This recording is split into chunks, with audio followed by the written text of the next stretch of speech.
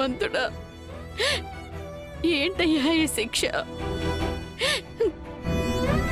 భగవంతుడా, ఏంటి నాకీ పరీక్ష?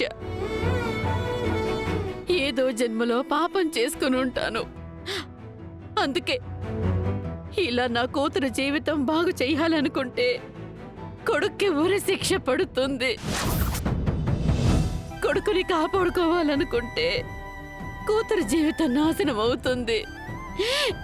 ఎలాగయ్యా?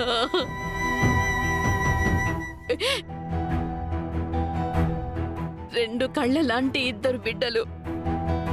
ఒక కన్ను కాపాడుకుంటే ఇంకొక కన్ను పోతుందంటే ఏం చెయ్యాలి? ఏ కన్ను కాపాడుకోవాలి? ఏ కన్ను పోగొట్టుకోవాలి?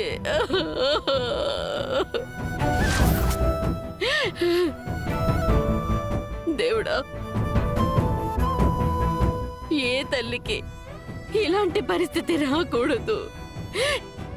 ఇలాంటి పరిస్థితి రాకూడదయ్యా.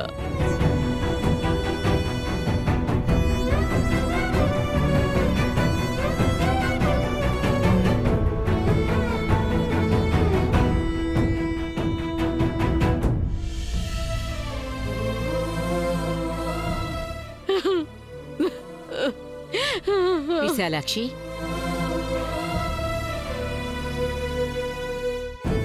నువ్వు కన్నీళ్లు పెట్టుకుని లాభం లేదే. దీనంతటికీ కారణం ఆ తులసియే. అది ఇంట్లో అడుగు పెట్టినప్పటి నుంచి మనకన్నీ కష్టాలే. ప్రతిరోజు ఎవరో ఒకళ్ళం బాధపడుతూనే ఉన్నాం.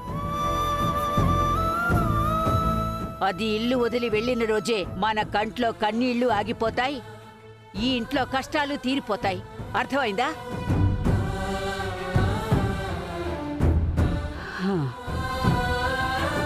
ఊరుకో విశాలాక్షి. అటు కూతురి భవిష్యత్తు, ఇటు కొడుకు జీవితం, రెండిట్లో నువ్వెటూ తేల్చుకోలేకపోతున్నావు గాని నేనొక్క మాట చెప్పనా? హరీషు అమాయకుడే కావచ్చు కానీ తన తల్లికి తన కడుపున పుట్టిన బిడ్డ కన్నా ఎవరూ ఎక్కువ కాదు, కాకూడదు.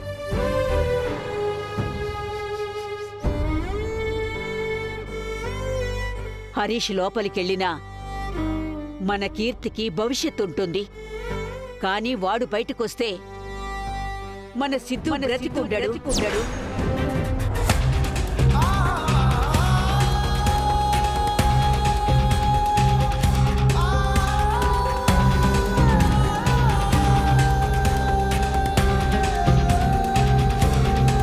విశాలాక్షి, ఇంకేం ఆలోచించకుండా సిద్ధుని కాపాడుకో. అప్పుడు నీ కొడుకుతో పాటు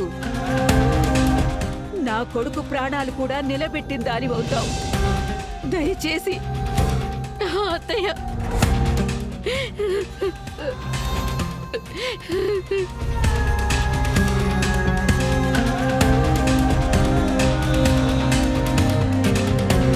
నా సిద్ధు నాకు దూరమైన మరుక్షణం నీ భర్త నీకు దూరం అవుతాడు.